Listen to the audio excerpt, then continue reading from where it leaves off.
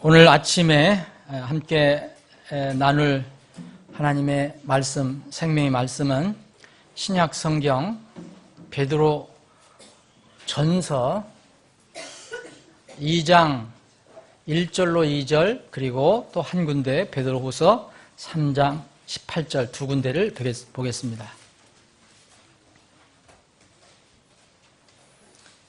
자, 제가 읽겠습니다. 베드로전서 2장 1절로 2절 그러므로 모든 악의와 모든 교활함과 위선과 시기와 모든 비방하는 말을 버리고 새로 태어난 아기들로서 말씀의 순수한 젖을 삼아와라. 이것은 너희가 그 젖으로 말미암아 성장하게 하려 함이라. 3장 18절 다시 한번 보겠습니다. 베드로 후서 3장 18절.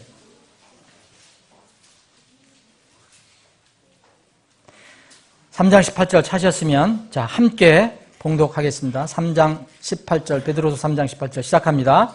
오직 은혜 안에서 자라고 우리 주 곧 구원자 예수 그리스도를 아는 것에서 자라라. 그분께 영광이 이제와 영원토록 있기를 원하노라. 아멘.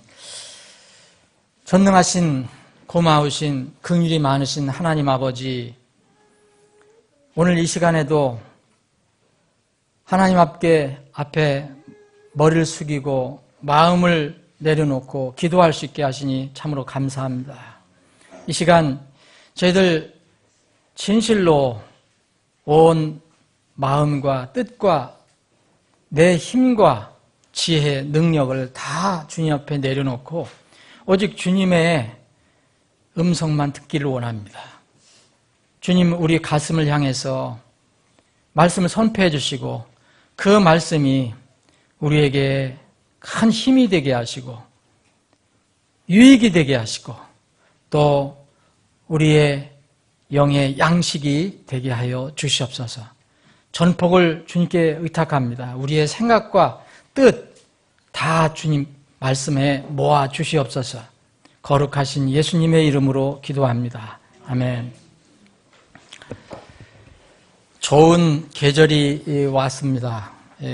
며칠 전서부터 이제 날씨가 좀 쌀쌀해졌는데, 그래서 일교차가 심하기 때문에 여러분 건강 관리에 유의를 하셔야 합니다. 이렇게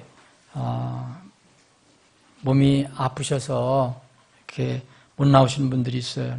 요 간절기, 환절기 여러분들 잘 건강하게 지내야 합니다. 또 가을은 이제 활동하기 좋은 계절이지만 우리가 건강을 한번 체크해 볼 수 있는 계절입니다. 저도 계속해서 날라오는 거 있잖아요. 이렇게 2년마다 한 번씩 날라오는 거. 계속 하라고 이렇게 날라오는데 종합검진을 한번 받아보실 분들은 받아보시는 게 어떻겠는가. 오늘 여러분들에게 이 말씀을 나누면서 하나 이렇게 질문하고 싶은 게 있어요. 사랑하는 여러분, 여러분들은 건강하세요? 뭘 묻는지, 이 설교자가 뭘 묻는지 모르시니까 대답을 못 하시는 것 같아요. 몸이 건강하시느냐? 그럼 여러분들이 어떤 분은 그렇다, 그렇지 못하다는 분도 있겠지만 저는 여기서 오늘 여러분들에게 질문하고 싶은 것은 여러분들의 영혼이 건강한가? 여러분들의 영혼이 건강하십니까? 이렇게 묻고 싶습니다. 그래서 오늘 말씀은 오늘 베드로후서 3장 18절 그리고 베드로전서 2장 2절에 있는 것처럼 은혜와 예수 그리스도의 지식에서 자라라. 태어났으면 건강하게 자라라. 이런 제목으로 말씀을 나누기를 원합니다. 각자의 사람에게 가장 중요한 것은 영혼이 구원을 받는 겁니다. 이거보다 더 중요한 것은 없어요. 이것은 절대적인 것입니다. 그러나 영혼이 구원받는 것, 거듭나는 것은 그 자체가 신앙생활이 아닙니다. 그 순간부터 이제 신앙생활이 시작되는 겁니다. 신앙생활을 하기 위해서 반드시 거쳐야 하는 것이 바로 영혼 구원입니다. 이것이 신앙생활의 출발점이고 또 과정이 되어야 합니다. 그러면 일단 우리가 하나님의 은혜로 거듭나 하나님의 자녀가 되면 우리가 신앙생활을 시작하는데 신앙생활을 시작하는 그 과정에서 이 신앙생활의 기간 중에서 가장 중요한 목표가 있다면 여러분들 무엇이라고 생각하십니까? 태어났으면 자라야 합니다. 성장해야 합니다. 그래서 신앙생활은 그런 면에서는 성장이 가장 중요한 목표가 되어야 합니다. 뭐 주님을 닮아가고 또 성결에 지고 또 주님의 일에 열심을 내고 뭐 서로 사랑하고 여러 가지 방향이 있겠지만 이제 이것을 다 뭉뚱그려서 생각해 보면 성장입니다. 영적으로 자라는 것입니다. 제가 오늘 아침에 그래서 저 자신에게도 물어보고 여러분들에게도 이렇게 여쭤보는 것이 그겁니다. 저도 이 말씀 주면서 나는 건강한가? 이렇게 자문하면서 말씀을 준비했습니다. 나는 과연 건강한가? 내가 종합검진 받으면 건강한 것으로 나올 것인가? 여러분들은 어떻습니까?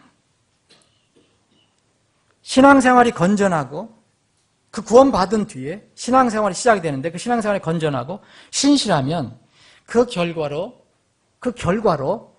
이제 신자가 잘 성장하는 열매를 맺게 됩니다.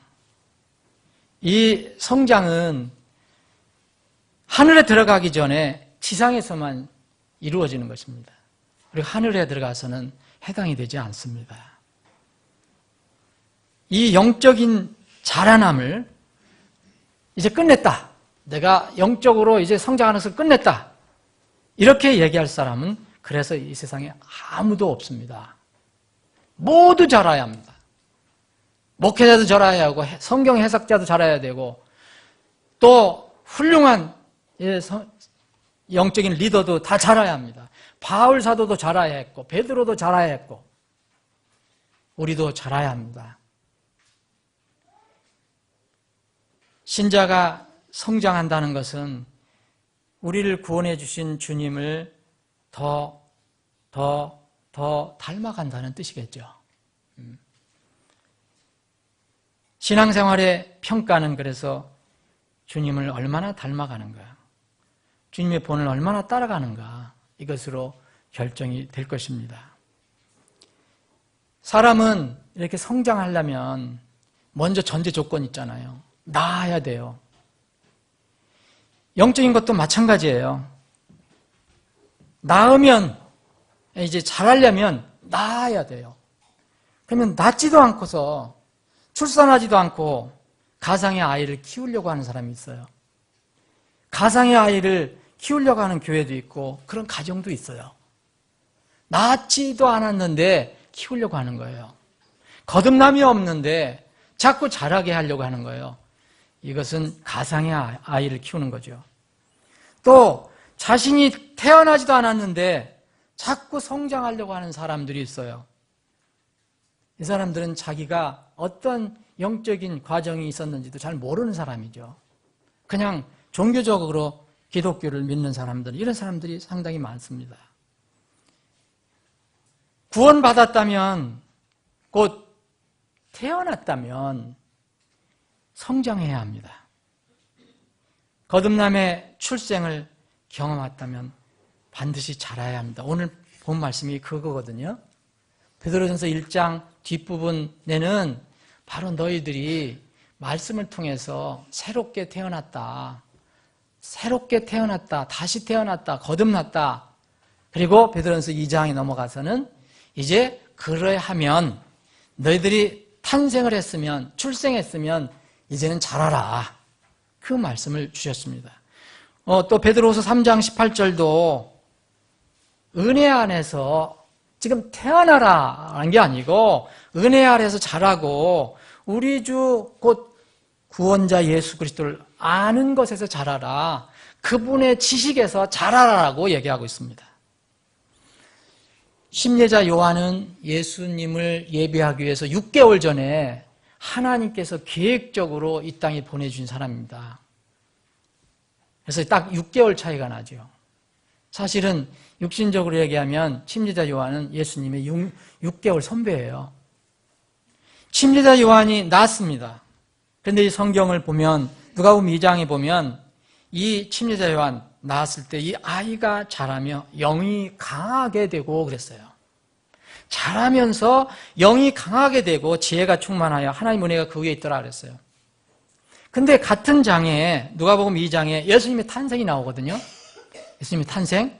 누가복음 2장 52절에 보면 영이 강해되는 말은 없습니다. 예수님은 영이 강해될 이유가 없어요. 이제 육신으로 태어났기 때문에 육체로 태어났기 때문에 예수님도 키가 자라야 합니다. 그리고 아이로서 이제 어른이 되어가는 그런 지혜가 또 필요합니다. 그래서 예수님께서는 지혜와 키가 자라며 하나님과 사람에게 호의를 입으시더라 말씀이 있습니다. 우리는 몸이 커져가고 몸이 불어나고 그러나 동시에 우리 그리스도인은 그것만 중요한 게 아니고 우리 영이 강하게 되어야 됩니다. 이게 자라는 것입니다. 여러분, 아이는 어떻게 태어납니까? 이제 우리 아이 태어날 이제 출산 준비를 하는 이제 가정인데 우리 대 사모 내년 3월에 태어나는데 기도가 필요합니다. 어머니 뱃속에서 태어날 때 어머니의 영양분을 먹고 뱃속에서 있다가 마침내 정해진 기간이 되면 밖으로 나옵니다. 태어나면 어떻게 됩니까?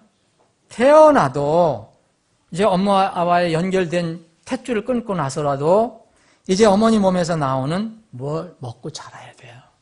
젖을 먹고 자랍니다. 출생했으면 자라는데 이 출생하기 전에도 어머니 젖을 먹고 그 안에 자라고 또 태어나서도 어머니 젖을 먹고 자랍니다. 똑같이 얘기를 해줍니다. 이게 베드로전서 이야기 1장과 2장은 바로 그것을 얘기해주고 있어요. 여러분, 우리가 전혀 이해 안 되는 것을 성경이 얘기하지 않습니다. 우리가 이해하는 것을 잘 이렇게 빗대서 얘기한 게 많습니다. 태어난 후에도 어머니 몸속에서 나오는 이 젖을 먹고 자라는 것처럼 영적인 자녀들도 똑같습니다. 하나님 말씀으로 태어난 뒤에 성장도 바로 그렇게 돼야 됩니다. 말씀으로 태어나는 것이고 말씀으로 자라나는 겁니다. 이 방법 외에는 성경은 없습니다. 다른 방법이 없어요. 여러분들이 기도를 열심히 한다고 태어나는 게 아니에요. 여러분들이 그 말씀을 접할 수 있는, 생명의 말씀을 접할 수 있는 기회를 여러분들에게 제공해 줄지는 모르지만 기도한다고 태어나는 건 아니거든요. 기도한다고 구원받는 것은 없습니다. 기도하면 혹시 하나님 그 길을 열어주실 수는 있겠지만, 그래서 야고보서 1장 17절 18절에도 보면 어떻게 해서 구원을 받느냐, 이 구원받은 사람의 행위를 강조하는 야고보서에도 이렇게 얘기합니다. 18절에 보면 야고보서 1장 18절에 보면 그분께서 자신의 뜻에 따라 진리의 말씀으로 우리를 낳으셨으니, 진리의 말씀으로 하나님께서는 우리를 낳으시는 것입니다. 다른 방법으로 낳으시지 않습니다.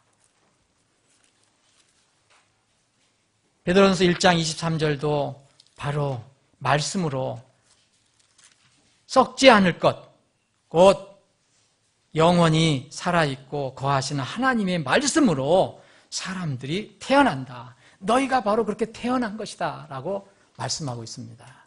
그래서 우리가 말씀을 전하는 겁니다. 전도지를 그래서 전하는 겁니다. 우리 교회를 알리는 게 아니고 그 말씀을 주는 것입니다. 그래서 말씀을 받는 사람은 혹시 교회를 찾아오지 않더라도 구원받을 수 있습니다. 그래서 하나님 말씀을 반드시 들어야 합니다. 듣지 않고서는, 하나님 말씀을 듣지 않고서는 태어날 수 없어요. 그리고 듣지 않으면 자라나지 못합니다. 이 여러분 아주 단순하고도 명확한 진리를 여러분들이 분명히 아시면 여러분들 신앙생활하는데 정말 큰 도움을 받을 수 있습니다. 여러분 말씀을 듣지 않으면, 말씀을 접하지 않으면 여러분들 절대 성장할 수 없습니다. 누굴 통해서든지, 여러분들이 스스로 읽든지, 여러분들이 뭐 다른 사람이 듣든지, 또 다른 사람이 설교하는 걸 듣든지, 뭐 연구하든지, 뭐 하든지, 하여튼 그 말씀을 들으면 여러분들은 성장할 수 있습니다. 그런데 이 말씀 듣는 것이 막히면 여러분들의 출생은 혹시 했더라도 정체가 되는 것입니다. 그래서 사람들이 여러분들 전도를 주고 말씀 전해도 아예 듣질 않잖아요. 그래서 구원을 못 받는 겁니다. 물론 들을 때는 무엇을 듣는 겁니까? 하나님 말씀을 들어야 됩니다. 세상 거 들어야 아무 소용없어요. 세상에 기가 막힌 철학을 이야기해도 사람을 살리지는 못합니다. 그런즉 이와 같이 믿음은 들음에서 나고 들음은 하나님 말씀에서 나느니라. 그럼 이 단순한 원리, 이것을 떠나서는 우리가 성장을 이룰 수 없다는 것을 알게 됩니다. 만약 불신자가 하나님 말씀을 정말 들었다, 마음으로 들었다, 그러면 말씀이신 예수님을 만나는 거거든요. 말씀이신 예수님은 또 생명이시잖아요. 그래서 생명을 얻는 것입니다. 잘하지 못하는, 어떤 사람이 잘하지 못하는 원인 중에 가장 큰 것이 있다면 무엇일까? 주님의 지식에서 자라나게 하는 그 영양분을 공급 못 받기 때문입니다. 아주 단순한 원리입니다. 그러면 여러분, 어떤 사람이 잘 못 자란다, 그럼 어떻게 도와줘야 됩니까? 어떻게 치료해야 됩니까? 자라게 하는 영양분을 공급해주면 됩니다. 어디에서 공급해줘야 됩니까? 바로 우리가 가지고 있는 성경 말씀에서, 하나님 말씀에서 영양분을 공급해줘야 됩니다. 그래서 베드로전서 2장 2절에는 이제 순수한, 말씀의 순수한 젖을 사모하라 그랬잖아요. 이것은 너희가 그 젖으로 말미암아 자라게 하려 함이라, 성장하게 하려 함이라. 말씀의 젖이 없으면 성장할 수가 없는 것입니다.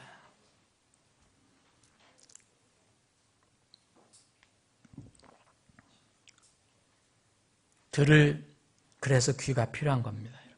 들어야 하는데, 성경은 귀 있는 자는 들을지어다 이렇게 말씀하면서 또 들을 귀 있는 자는 들을지어다 그렇게. 귀가 있어도 못 듣는 사람이 있고요. 그래서 들을 귀가 있느냐. 은혜 안에서 자라고 예수 그리스도의 지식에서 자라나야 합니다. 여기 베드로후서 3장 18절에 있는, 왜 이 말씀을 보면 왜 그리스도의 지식, 아는 것에서 자라라. 여기 이제 아는 것이라고 번역을 했는데, 이것은 직역을 하면 이겁니다. 우리 주 구원자 예수 그리스도의 지식 안에서 자라라 합니다. 지식 안에서 자라라. 예수 그리스도의 지식은 무엇일까? 예수 그리스도에 관한 지식이 뭘까? 이것은 누가 썼습니까? 베드로 사도가 썼습니다. 하나님께서 영광을 받고 썼는데, 베드로는 이렇게 쓴 이유가 저는 있다고 생각해 봅니다. 베드로는 예수님을 이렇게 만나서 훈련도 많이 받고 많이 따라다니고 했지만 예수님을 3번 부인을 하는 아주 슬픈, 아픈 경험을 했어요. 그 전까지는 예수님에 대해서 많이 알았을지 몰라요. 그런데 예수님에 대해서 정말 예수님이 어떤 분이시냐, 아마 제가 생각하기에는 그분이 목자라는 것, 목자됨에 관해서는 좀 잘 모르지 않았나. 여러분, 예수님은 우리의 목자입니다. 그분에 대한 지식이 필요하다는 거예요. 세상에서 단순히 필요한 것은요, 단순히 설교자를 요구하는 게 아닙니다. 말하는 사람을 요구하는 게 아니에요.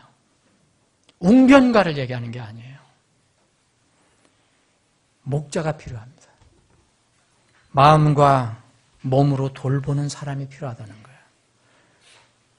베드로가 나중에 굉장히 낙심하고 있을 때 예수님이 그를 다시 바닷가로 찾아갔을 때는 목자의 심정으로 가셨습니다. 그래서 그를 다시 이제 그의 사명을 일깨워 주셨어요. 너는 내 양을 먹이라. 예수님은 우리의 목자시기 때문에 우리에게 생명을 주실 수 있는 분입니다. 양에게 생명을 주고 또 그 생명을 풍성하게 해 주실 수 있는 분이에요. 우리가 풍성함을 못 누리는 겁니다. 거기는 이유가 있어요. 그 목자의 음성을 듣지 않기 때문입니다. 도둑이 오는 것은 다만 도둑질하고 멸망시키려 함이거니와 내가 온 것은 양들이 생명을 얻게 하고 생명을 더 풍성히 얻게 하려 함이라.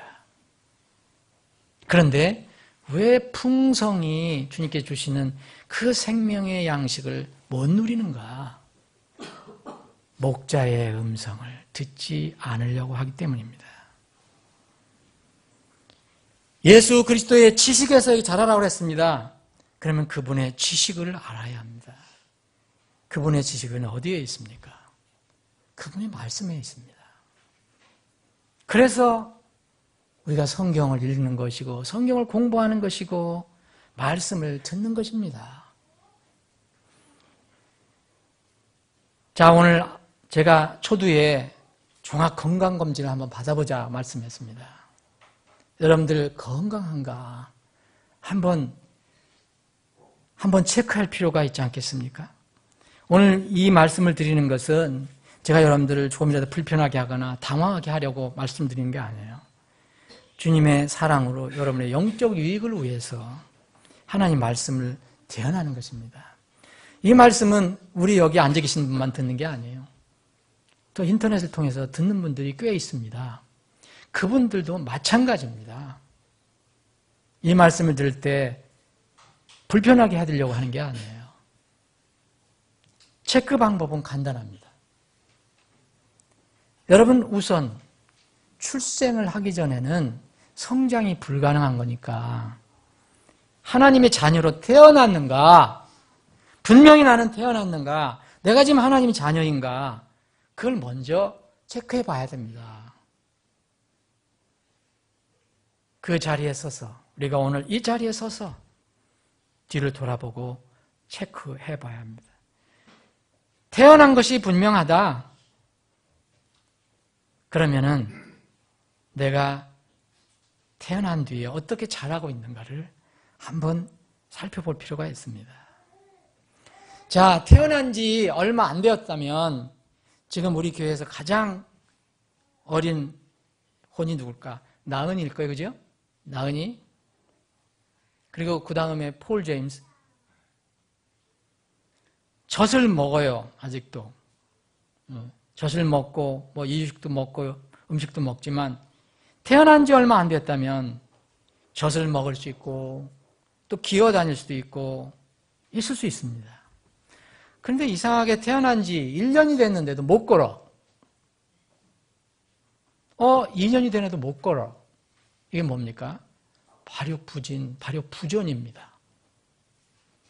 병입니다, 이거. 1년이 지나고 2년이 지나고 수년이 되었다면 그 아이는 걷고 때로는 뛰어가야 합니다. 그런데 그렇지 못하는 사람이 성경에 나와 있습니다. 히브리서 기자는 그래서 이런 말을 썼습니다. 히브리서 5장에 보면 5장 12절에 이런 말씀이 있습니다. 치간으로 보건대 너희가 마땅히 가르치는 자가 되어야 할 터이나 하나님의 말씀의 첫째 기초 원리들을 남에게 다시 배워야 할 필요가 너희에게 있나니 너희가 단단한 음식이 아니라 젖을 필요로 하는 자가 되었도다. 젖을 사용하는 자마다 갓난아임으로 의의 말씀에 능숙하지 못하니라. 여기서 이 말씀에 여러분들이 주의할 것은 그래도 아이라는 겁니다. 태어났다는 겁니다. 태어났다. 그런데 자라나고 걸어다니고 단단한 음식을 먹어야 되는데 아직도 여전히 젖을 필요로 한다. 젖을 사용하는 자마다 갓난아이므로 의의 말씀에 능숙하지 못하니라. 그러나 단단한 음식은 장성한 자들의 것이니 그들은 그것을 사용하여 자기 감각들을 단련시킴으로 선악을 분별하느니라. 그래서 여기에서 좀 더 나아가라 라고 얘기하는 것이 이 히브리서 6장 1절 2절 말씀입니다. 자라라는 거죠. 아직도 걷지 못하고 뛰지 못하고 밥도 내가 스스로 먹지 못하고 남이 먹여주고 있는가? 여기 히브리 기자는 남을 가르쳐줄 때가 됐는데, 남을 인도할 때가 됐는데 왜 아직도 그냥 정체되어 있느냐? 라고 이야기하고 있습니다. 조금만 바람이 불어도, 조금만 눈이 와도, 조금 추워도, 조금만 더워도 하나님 관계가 흔들리는 사람들.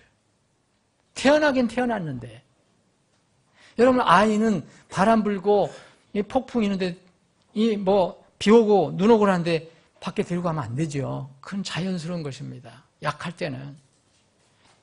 그런데 덩치는 체격은 어른이 됐는데 그걸 아직도 두려워하는 거예요. 이제 남을 돕고 끌어줄 수 있는 그런 때가 됐는데, 그래서 우리의 신자 성장 여부는, 건강 여부는 그걸 체크해 보면 됩니다. 나는 남을 돕고 지금 끌어주고 있는가? 아니면 아직도 자신의 내일에만 모든 시간 노력 다 쓰고 남을 돕는 거, 교회를 섬기는 것은 엄두도 내지 못한다. 이건 여러분은 태어났다도 지금 완전히 자라지 못한 상태에 있는 것입니다. 영적 성장 여부를 계량적인 의미로 이제 체크할 수는 없어요. 계량적인 의미로 정확하게 체크할 수 없어요. 왜냐하면 영적인 문제이기 때문에, 마음속의 문제이기 때문에 완전히 체크할 수 없어요. 그럼에도 불구하고 이 속에 있는 것이 겉으로 드러난다는 원리가 있거든요. 좋은 나무는 좋은 열매를 맺게 되어 있습니다. 안에 있는 것이 밖으로 드러나게 되어 있어요.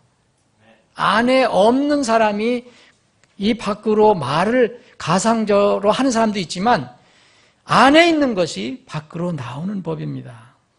그런 점에서, 속에 있는 것이 겉으로 드러난다는 그런 점에서 어느 정도 계량이 가능합니다. 자, 몇 가지만 여러분들 보겠습니다. 첫 번째, 예배, 경배의 문제입니다. 여러분, 어떤 사람이 태어났습니다. 새롭게 태어났습니다. 하나님의 자녀로 태어났습니다. 세상의 자녀가 아니라 하나님의 자녀로 태어났습니다. 그리스도인으로 태어났습니다. 그러면 하나님을 따르는 신자, 예수 그리스도를 따르는 신자라면은 가장 기본적인 영적인 활동은 예배입니다. 아주 기초적인 영적인 활동이 예배입니다. 경배입니다. 그렇기 때문에 구원을 받고 주님을 예배하는 시간이 증가하는가? 아니면 답보 상태인가? 아니면 줄어들고 있는가? 예를 들어서 여러분 가끔 가다가 주님을 한다면 여러분들 만약 내가 한 달에 한 번 예배를 드리는 사람이 있다. 그런 사람은 없겠지만 있다면 격주로 나오는 그 마음이 됩니다. 그럼 조금 잘한 것입니다. 격주로 예배 드리는 사람이 있다면 매주 드리게 된다면 잘하게 되는 것입니다. 또 믿음이 자란다면 매주 주일 아침에만 드리던 사람은 아침, 오후 예배, 성경 공부에도 참석하려고 하는 마음을 갖습니다. 내가 스스로 그런 게 아닙니다. 내 안에 계신 성령께 순종하게 되면, 말씀에 순종하면 그렇게 되는 것입니다. 주일에만 참석하던 사람은 주중 예배에도 참석할 수 있습니다. 잘하면. 예배에만 참석하던 사람은 전도, 봉사 이런 것을 할 수도 있습니다. 다른 주님의 교회 활동에 활발하게 참여할 수도 있습니다. 그걸 기쁘게 하는 겁니다. 누가 하라고 해서 하는 게 아니고. 그런데 어찌 된 일입니까?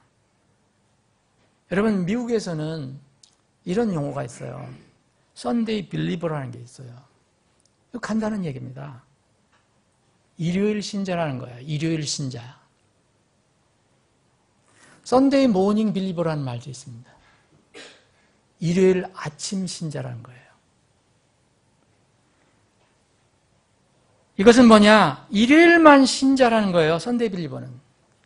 썬데이 모닝 빌리버라는 것은 주일 오전만, 아침만 신자라는 뜻입니다.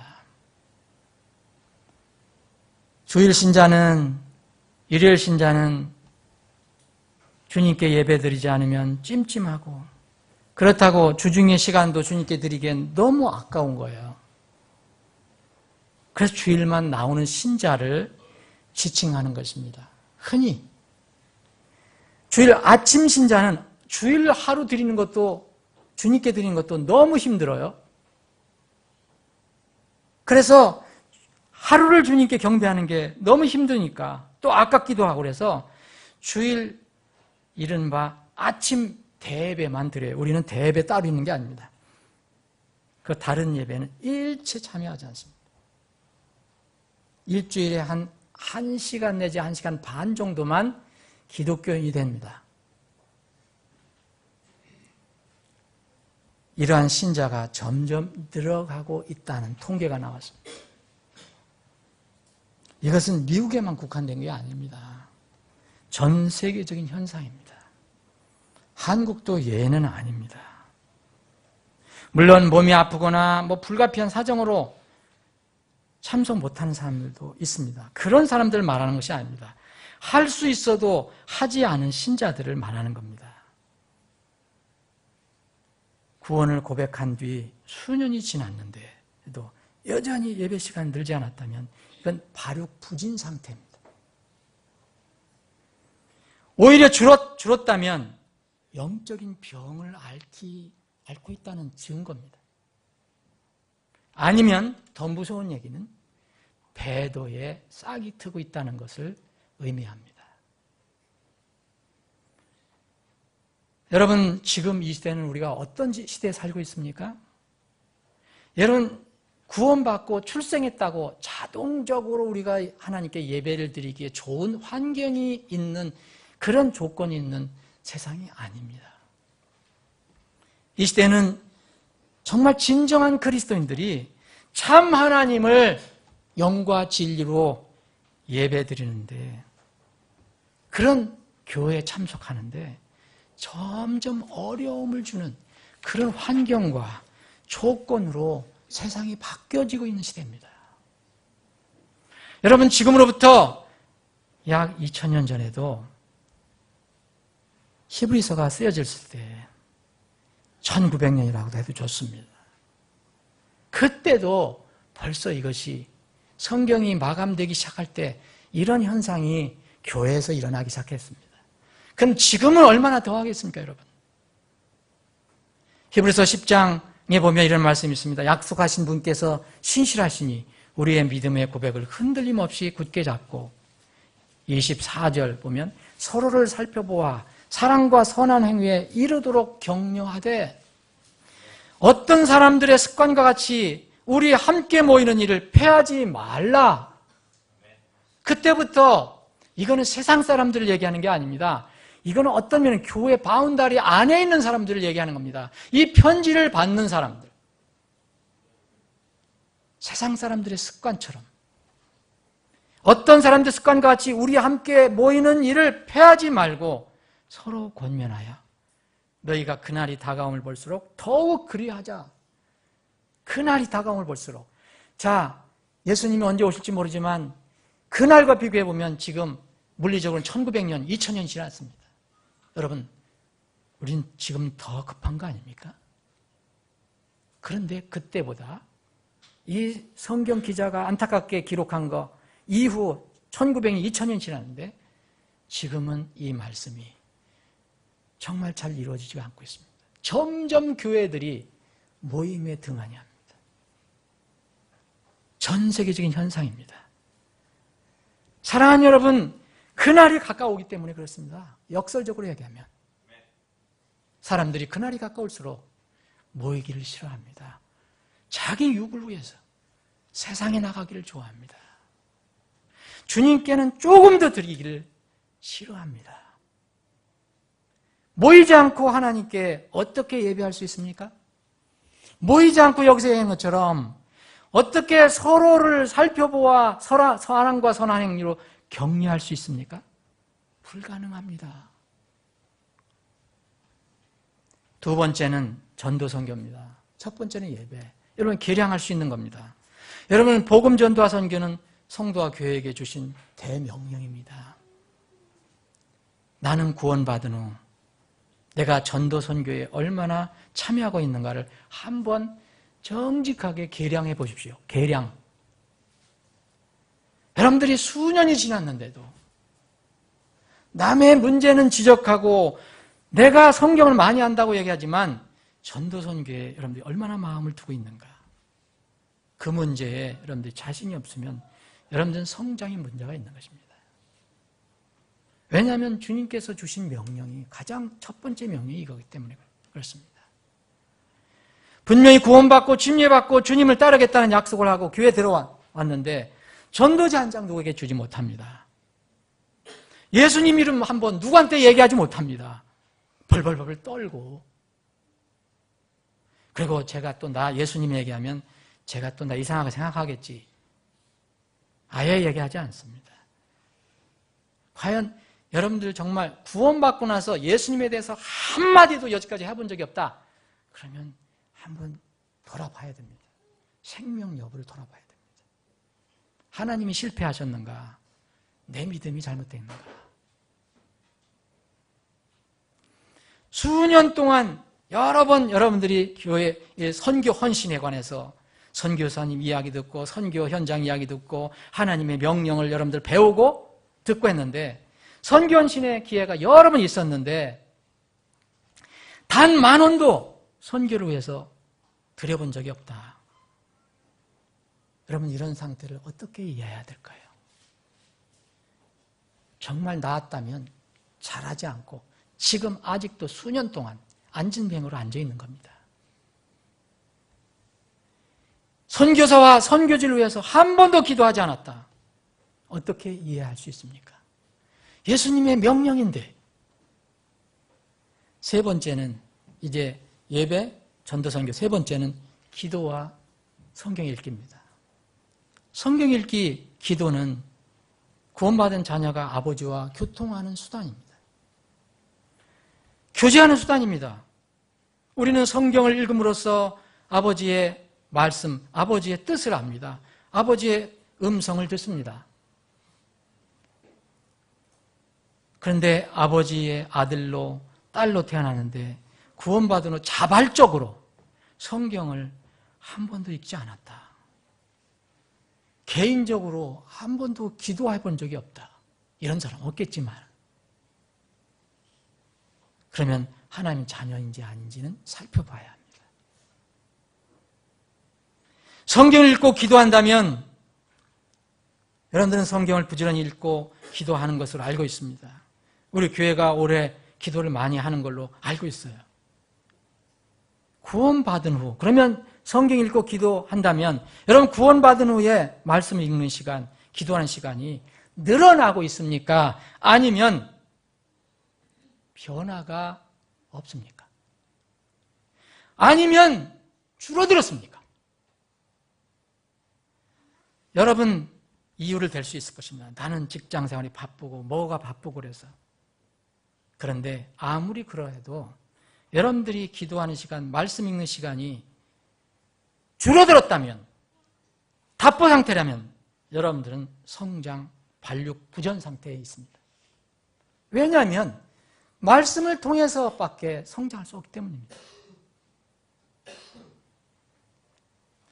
기도를 하지만 매일 내 육신적인 문제만 기도를 합니다. 다른 지체를 위해서, 다른 혼들을 위해서, 국가 민족을 위해서 다른 어떤 중보 기도를 해본 적이 없어요. 이건 태어났어도 발육부전 상태입니다. 네 번째는 자, 예배, 전도, 선교, 성경, 기도입니다. 네 번째는 드림입니다.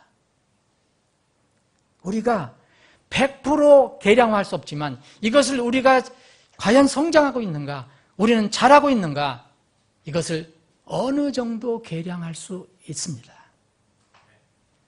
이것은 하나님께서 나에게 주시고 베풀어 주신 모든 것을 어떻게 활용할 것인가의 문제입니다.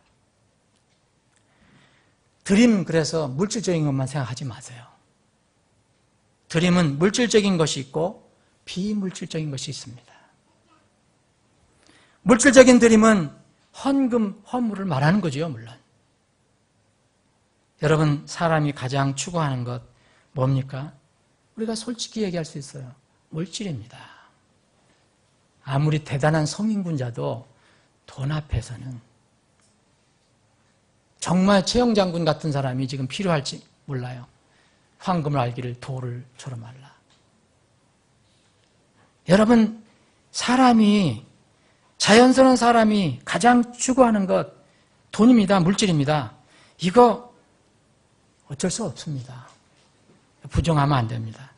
가장 민감한 것도 물질입니다. 웬만한 거는 다 여러분들이 이제 이해하고 뭐 해소할 수 있는데 이 돈 문제가 걸리면 어렵습니다. 신자도 예는 아닙니다. 구원받은 신자도 예는 아니에요. 신자가 가장 극복하기 어려운 것 중에 하나가 바로 물질 문제입니다. 그래서 예수님께서 물질 문제를 그렇게 많이 얘기하신 거예요. 신자들에게 얘기한 겁니다. 신자들에게. 사도들도 그렇게 여러 번 물질 문제를 얘기해 준 겁니다. 뒤바꿔 얘기하면 적지 않은 그리스도인들이 물질 문제 때문에 마귀의 시험에 들어서 황폐한 영적 상태에 떨어져 있는 사람들이 있습니다. 복음이라는 것은 하나님께서 예수 그리스도를 우리에게 보내주셔서 그분이 우리 대신 피 흘려 죽으셨다. 우리 죄 때문에. 그래서 우리가 이것을 믿으면 그분이 우리를 당신의 소유물로 삼으신다는 것입니다. 복음의 완성은 그겁니다. 우리가 하나님의 소유물로 바뀌는 것이 복음의 완성입니다. 이것을 분명히 복음을 깨달은 사람은 물질 문제를 극복할 수 있는 힘이 있습니다. 복음을 명확하게 모르는 사람은 이 물질 문제 극복하기 어렵습니다. 교회 가면 돈만 내라고 한다는 얘기를 자꾸 합니다. 그래서 그런 교회가 많지만 그러면 예수님도 돈 문제 얘기하셨거든요. 사도 바울은 더 많이 얘기했습니다. 복음을 물질에 적용하면요, 구원받은 사람은 나의 모든 것이 하나님 것이라는 것을 고백하게 됩니다. 내 것이라고 주장할 수 있는 것이 아무것도 없다는 것을 얘기하는 겁니다. 이것을 깨닫게 됩니다. 고린도서 6장 19절 20절에 보면 너희는 너의 자신의 것이 아니니 그랬어요. 너희는 너희 자신의 것이 아니니 주께서 값을 치르고 너희를 사셨음이니라. 그런즉 하나님의 것인 너희 것이 아니에요. 여러분들 정말 구원받았다면 여러분들 몸, 영혼, 모든 것, 여러분들 소유, 모든 것이 하나님 것입니다. 하나님의 것인 너희 몸과 너희 영으로 하나님께 영광을 돌리라. 그래서 여러분, 우리는 하나님과 이런 관계를 맺게 되면 물질을 극복할 수가 있습니다. 하나님께 드리는 모든 물질, 그것이 비례, 정기, 헌금이든 감사, 선교, 구제 헌금이든 이것은 내 소유물의 주인이 하나님이시라는 것, 나는 단지 그분께서 위임해 주신 관리자고 청직이라는 것을 고백하는 것입니다. 여러분, 이 소위 얘기하면 11조라는 게 있잖아요. 이 성경적인 정확한 이 신약적인 용어는 비례정기헌금입니다. 비례적으로, 정기적으로 드리는 겁니다. 이것은요, 내가 하나님의 소유물이 됐다.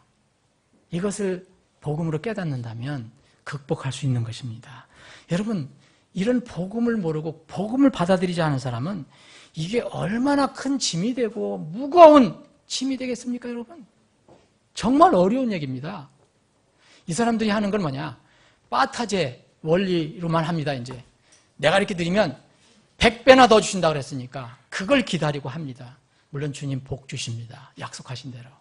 근데 빠타제로 드리는 게 아니에요.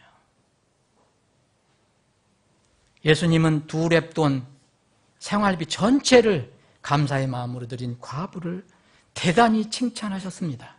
여러분 주님의 마음을 이해하십니까? 여러분은 구원받은 후 얼마나 되었습니까? 구원받은 후 시간과 여러분의 드림도 비례해서 증가합니까? 구원받은 지 꽤 시간이 흐르고 수년이 지난 사람인데도 아직 비례정기헌금을 몰라요. 그걸 두려워해요. 또 일반 헌금도 한 번도 하지 않는 사람들이 있습니다. 교회에 보면은. 우리 교회는 저는 몰라요. 우리 교회는 그런 사람들이 없을 것입니다. 다른 교회는 분명히 있어요. 그런 얘기를 많이 듣습니다. 이런 사람들은 영적 발육 부전 상태에 있는 것입니다. 나았더라도 여러분 혹시 또 물질에 관해서 민감하니까 제가 또 혹시 또 머리가 빨리 돌아가시는 분은 교회 재정이 좀 부족한가 보다 그렇게 오해하지 마십시오. 돈을 모을 의도로 말하는 것이 아닙니다. 하나님을 위해서 우리가 드리는 게 아니라요. 사실은 우리 자신을 위해서, 우리 자신의 영적 유익을 위해서 드리는 겁니다. 드림은 물질만이 아니라고 말씀드렸죠. 소유하고 있는 건 모든 것이 여러분 드림의 대상입니다. 여러분 그럼 물질은 그렇다 하더라도 여러분 시간은 얼마나 주님에 쓰고 있습니까? 여러분들 구원받은 지 얼마 안 됐다면, 몇 달 안 됐다면 우리 루마니아에서 유학하다 온 우리 서자매님은 이제 구원받은 지 두세 달? 한두 달 됐어요. 근데 수년 동안이나 구원받고 이제까지, 아니 어떤 분은 수십 년이나 된지, 구원받은 지 수십 년 된 분들이 왜 주님을 위해서 쓰는 시간이 점점 줄어듭니까?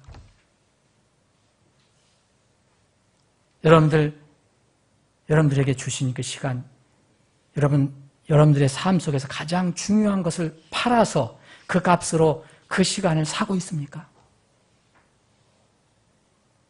시간을 값주고 살아. 얘는 세상이 악하기 때문이라. 여러분 우리의 시간 중에 주님께 드리는 것 한번 계산해 봅시다. 저는 이걸 계산하면서 스스로 엄청난 부끄러움을 느꼈습니다. 저는 목사니까 예배에 꼭 참석하니까 그런 거 있겠어? 그렇지만 저는 그렇지 않습니다. 24시간 생각해 보니까 부끄러운 생각이 들었습니다. 우리는 주일 교회 예배에 참석하는 것으로 뭔가 시간을 많이 들인 것으로 오해하기 쉽습니다. 여러분 일주일이 7일이죠. 여러분 하루는 몇 시간입니까? 모르는 분 없죠? 24시간이에요. 누구에게나 공평하게 주신 시간입니다. 목사에게는 25시간을 준 게 아닙니다. 어떤 여러분들에게는 믿음이 약한 분에게는 이제 구원받은 지 얼마 안 된 분에게는 10시간만 준 게 아니에요. 똑같이 24시간 주었습니다. 1주 7일 계산해 보니까 168시간 똑같이 줬어요. 168시간. 분으로 계산해 보니까 1080분 주셨어요. 1주 동안에. 사랑하는 여러분, 168시간, 1080분 중에서 여러분 주님을 위해서, 주님을 위한다고 하지 않아도 정말 영적인 시간, 영적인 여러분들의 믿음과 관련된 시간 한번 계산해 보시기 바랍니다. 여러분 주일 성경학교 오전 오후 예배에 참석하는 사람은 약 5시간을 교회에서 보내는 경우가 됩니다. 우리 교회 같은 경우는. 다른 교회는 저녁에 모이면 계속 이렇게 있는 사람도 있어요. 아침서부터 저녁 6시에 모이면 저녁이 8시나 9시까지 계산을 해야 되겠죠. 우리는 어떻습니까? 여러분들이 편리하게 하기 위해서 오후에 식사하고 바로 예배를 드리고 그것이 끝입니다. 이렇게 하더라도 여러분들 계산을 해보십시오. 제가 계산해 보니까 5시간이 넘지 않아요. 그러면 여러분 이 오전, 오후 성경학교까지 다 참석한 사람 5시간 드립니다. 그럼 하나님께 얼마나 드리는 겁니까, 여러분? 여러분 프로티지로 계산해야지 잘 들어오잖아요. 제가 계산합니까? 딱 2.9%예요. 이 말에는 겨우란 말이 들어가지 않습니까? 그리고 나머지 시간은 97.1%는 내가 먹고 자고 놀고 돈 벌고 하는데 다 씁니다. 만약 여러분들이 수요 예배에 참석하는 지체라면 2시간을 더 더한다면 약 4.2%로 늘어요. 주님과 관련된 시간이 그거예요. 나머지 95.8%는 몽땅 나를 위해서 쓰는 겁니다. 만약 여러분들이 주일 오전 예배만 드린다면 약 1%도 아닌 0.9%만 주님께 시간을 드리는 겁니다. 99.1%는 내가 송두리째 다 쓰는 겁니다. 격주에 한 번, 한 달에 한 번, 가끔가다 예배 드리는 분이 있다면 수치가 나오지 않습니다. 0.00으로 나올 거예요. 그러면서 우리는 하나님께 많은 것을 어떤 때는 드리는 것처럼 그렇게 생각을 합니다. 주님은 우리의 죄 문제를 위해서 그 거룩한 몸과 거룩한 피를 모든 희생제물로 바치셨어요. 이게 리얼하게 안 느껴지는 거예요. 우리는 이런 주님을 찬송하며 또 감사합니다. 그런데 실제 진실하게 감사하는 것인지 입으로만 하는 것인지 우리 스스로 한번 살펴볼 필요가 있습니다. 물론 우리는 육신이기 때문에 아까 말씀드린 대로 늘 이게 육신과 싸우면서 나아가는 것이 신앙생활입니다. 초세기 교회, 우리 교회에 지금 21세기 교회들의 모범이 되는 거 아닙니까? 초세기 예루살렘 교회는 여러분 성경 읽어보면 매일 모였다고 기록되어 있습니다. 매일 모여서 경배했고 매일 모여서 주님의 명령을 수행했습니다. 주님께서 오실 때가 가까운 지금은 우리는 어떠합니까? 전도, 기도, 성경 읽기에 얼마나 시간을 쓰고 있습니까? 물질 시간뿐 아니라 사랑하는 여러분, 여러분의 그 좋은 재능, 여러분의 그 좋은 은사, 여러분의 그 정말 힘 있는 건강, 그 젊음, 그 많이 배운 지식, 학식, 도대체 어떻게 어디에다 쓰고 있습니까? 주님을 위해서, 주님의 영광을 위해서, 주님을 복음을 위해서 쓰고 있습니까? 주님의 교회를 위해서 쓰고 있습니까?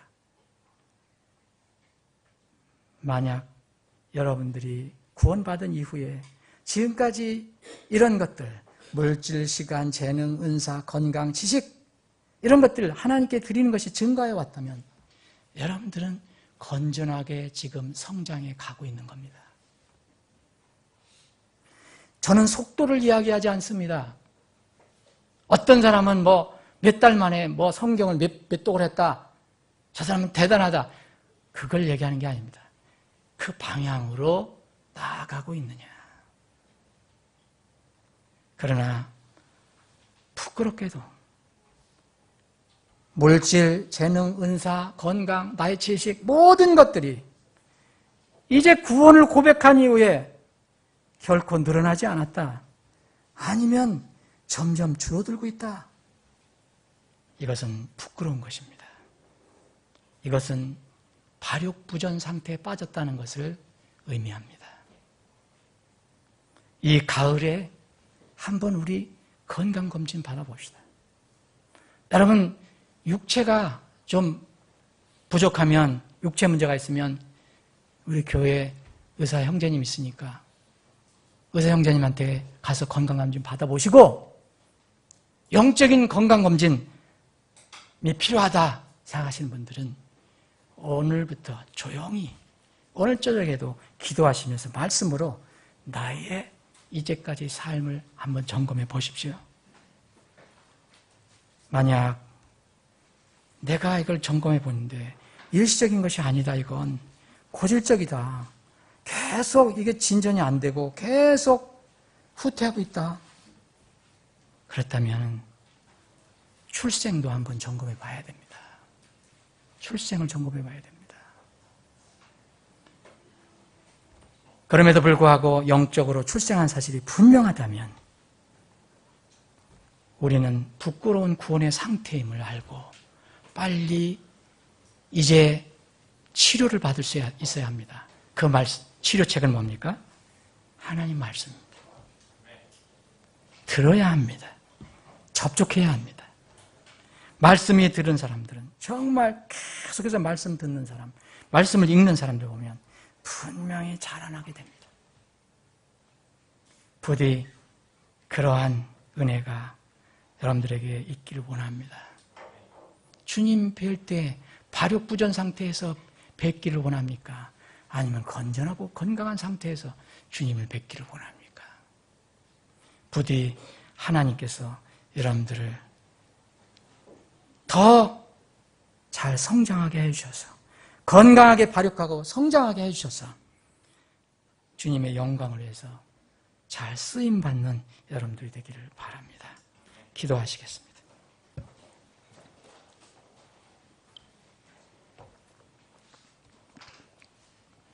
자, 기도하는 시간 갖겠습니다.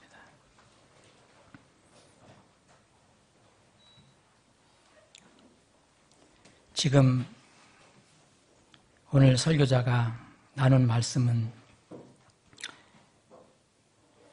하나님 말씀입니다.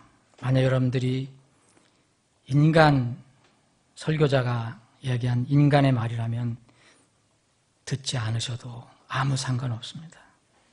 인간의 말이라면 오히려 빨리 흘려버려야 합니다. 그런데 이것이 분명히 기록된 하나님의 거룩한 말씀에서 나온 말씀이라면 설교자가 어둔하게 전했더라도 하나님 앞에 무릎을 꿇어야 합니다. 그것이 영적인 유익입니다. 지금 이 설교를 이 자리에서 들은 우리 지체들, 또 뿐만 아니라 인터넷을 통해서 들으신 분들에게 지금 주님께서 묻고 계십니다. 어떻게 대답할 수 있는가? 여러분 기도해 보시기 바랍니다.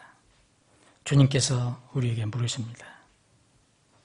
너는 낳은 뒤 성장하고 있는가? 잘하고 있는가? 아니면 그대로 답보 상태인가? 아니면 불행하게도 너는 지금 낳은 뒤에 퇴보하고 있는가? 주님께서 우리에게 묻고 계십니다. 우리는 우리의 영적 상태를 압니다. 다른 사람은 잘 몰라도 우리가 나에게 정직하다면, 하나님께 정직하다면 우리는 자신의 영적 상태를 알게 됩니다. 부디 이 질문에 성장하고 있다는 대답이 나오기를 원합니다. 만약 답보 상태냐, 퇴보라는 상태라고 정말 정직하게 답이 나온다면 지금 이 시간부터 결단하시기 바랍니다. 주님을 닮아가서 튼튼하게 성장하는 자녀가 되자. 결단이 필요합니다. 그래야 주님 도와주십니다. 부디 그런 분들은 이제 이 시간 이후로는 주님께서 기뻐하시는 자라는 아들과 딸들이 되기를 바랍니다. 오직 은혜 안에서 자라고 우리 주 구원자 예수 그리스도를 아는 것에서 자라라. 아버지 하나님, 우리를 낳아주시고 자라게 하여 주심을 감사합니다. 그러나 주님께서 주신 말씀을 살펴볼 때에 자라지 못해서 어려움을 겪는 그런 성경 독자들이 있다는 것을 알게 됩니다. 주님, 우리의 영적인 상태를 잘 살펴보고 우리가 지금 잘하지 못한 상태에 있다면 주님을 더 바라보며 주님 말씀의 그 젖을 통해서 영양분을 공급받고 잘하기를 원합니다. 그래서 이 말씀을 듣는 모든 사람들은 어디에 있든지 다 건전하고 튼튼하게 자라는 하나님의 자녀들이 되게 하여 주옵소서. 우리 교회가 그러한 교회가 되게 하여 주시옵소서. 거룩하신 예수님의 이름으로 기도합니다. 아멘.